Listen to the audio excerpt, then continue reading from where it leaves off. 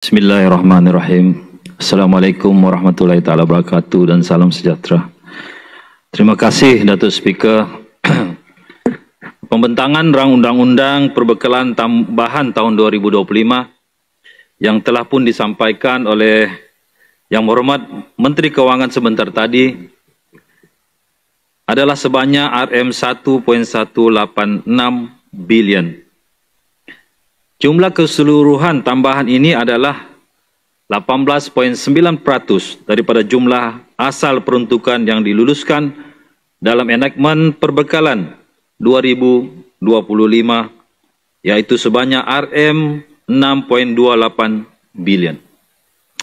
Peratus peningkatan tahun 2025 ini nampaknya lebih tinggi berbanding dengan peruntukan tambahan pada tahun 2024, yaitu sebanyak 16.4%.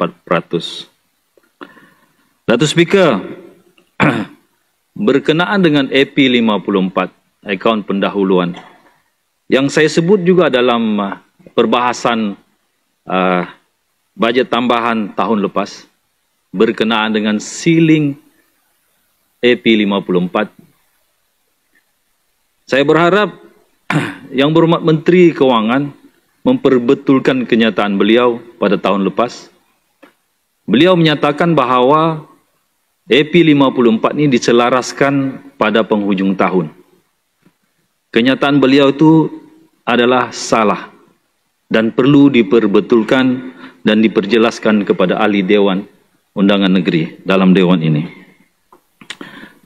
Kalau mengikut rekod, Datuk Speaker, pada tahun 1990-an, ceiling AP54 ini cuma 12 juta. Sehinggalah dinaikkan pada tahun 2021 kepada 30 juta. Sebab itu bila saya kira semula AP54 yang dibekalkan, dokumen yang dibekalkan kepada kita, AP54 kali ini pun melebihi ceiling. Jadi bila melebihi ceiling, risikonya akan menyebabkan laporan keuangan nanti akan ditegur oleh audit. Ya, Datuk Speaker. Kalau kita lihat daripada bajet tahunan yang diluluskan oleh Dewan Undangan Negeri, kalau mau diikutkan dokumen yang kita luluskan enactment itu adalah dasar fiskal negeri. Ya, dokumen dasar fiskal negeri. Apabila bajet tambahan keseluruhan terlalu tinggi, yaitu 18.9% tadi perbandingan 1.186 bilion, berbanding dengan 6.28 bilion, dia akan menghadapi satu petunjuk, yaitu kelemahan fiskal negeri Sabah. Ia menandakan bahawa perbelanjaan dibuat tanpa perancangan yang teliti, di luar kerangka peruntukan bajet asal yang dibuat sebelum ini, yang kita luluskan pada tahun lepas,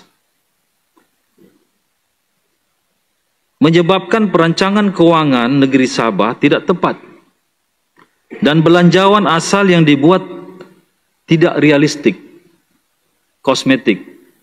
Kita buat dulu anggaran 6.2 bilion perbelanjaan dan hasil juga 6 bilion lebih. Dan pada masa itu kita berbangga dengan surplus. Belanjawan tambahan lebihan, belanjawan lebihan, surplus.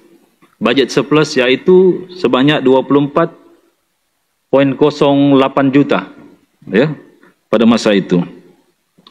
Jadi bila ada belanjawan tambahan begini sebanyak 1.186, risikonya adalah menambahkan defisit kepada belanjawan yang asal. Datuk Speaker, saya ingin menyerulah pada Yang Berhormat Menteri Keuangan, Kementerian Keuangan, kita hanya dibekalkan kepada dua penyata, yaitu penyata tambahan perbelanjaan pembangunan tahun 2025 dan juga penyata tambahan perbelanjaan perbekalan tahun 2025.